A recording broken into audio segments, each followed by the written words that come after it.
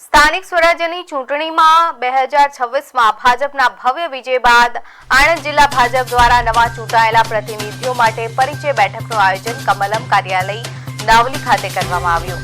આ બેઠકમાં મહાનગરપાલિકા, જિલ્લા તાલુકા પંચાયત અને નગરપાલિકાના વિજેતા ઉમેદવારો, વરિષ્ઠ નેતાઓ સાથે સીધા સંવાદમાં જોડાયા હતા।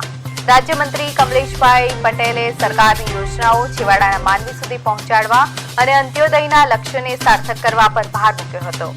સાંસદ મિતેશભાઈ પટેલે ચૂંટાયેલા પ્રતિનિધિઓને લોકોના પ્રશ્નો ઉત્સાહપૂર્વક ઉકેલવા અને 2047ના વિકસિત ભારતના સ્વપ્નને સાકાર કરવા આહ્વાન કર્યું હતું।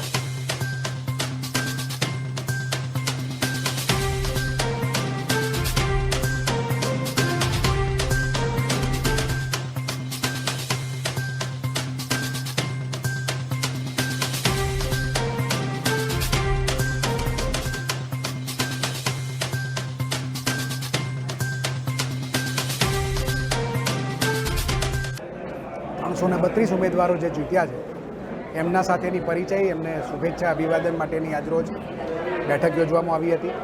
અમે બધાએ અમારા સાંસદ શ્રી મિતેશભાઈ, મંત્રીશ્રીઓ, ધારાસભ્યશ્રીઓ, સંગઠનના સૌ પદાધિકારીઓએ બધા જ જીતેલા ઉમેદવારોને ખૂબ ખૂબ અભિનંદન પાઠવ્યા છે, શુભેચ્છાઓ પાઠવી છે।